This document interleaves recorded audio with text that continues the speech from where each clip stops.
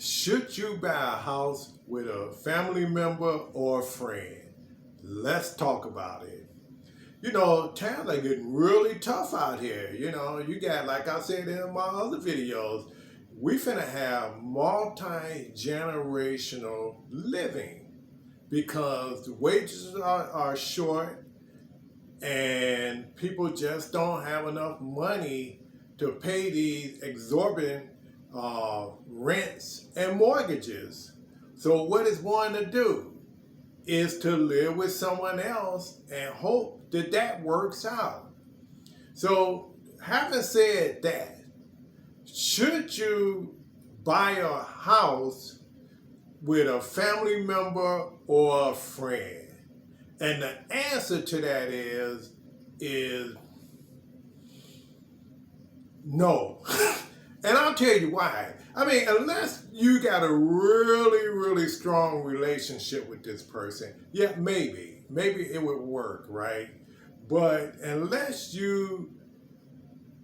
you don't have that type of strong relationship and it's just like, this is to save some money, the answer would be probably not. Because friends become frenemies.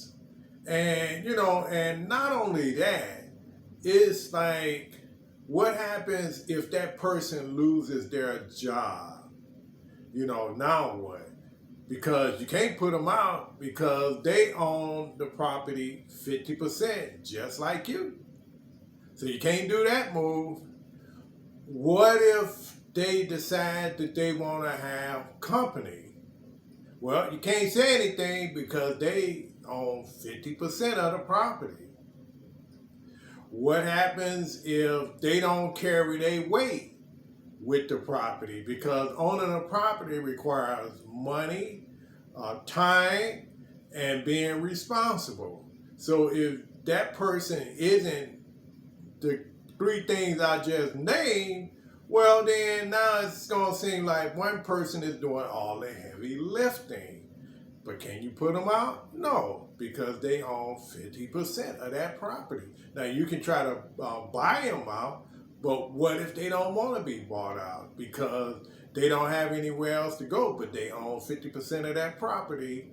So I would just say this, think long and hard on buying a property with someone else, because I was offered that. When I was renting properties, I had this other guy, he was buying properties too, and he wanted to buy property together, and it sounded good, but I decided not to because of his personality. It's one thing dealing with him as an associate. Imagine dealing with this guy on a legal property, and I just couldn't do it. I wouldn't even recommend, if you're a couple and you're not married, I wouldn't buy a property together. Wait till you tie the knot or just get it yourself. I say this all the time, get what you can afford.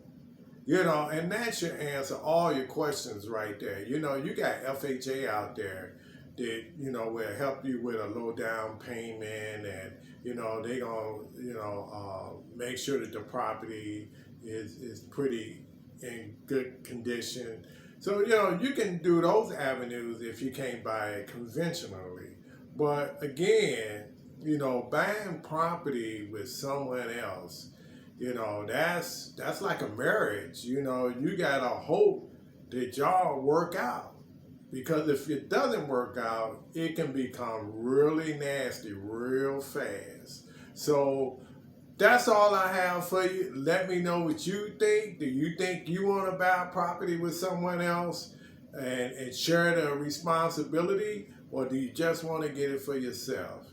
Again, this is Kate, back at it with a new video.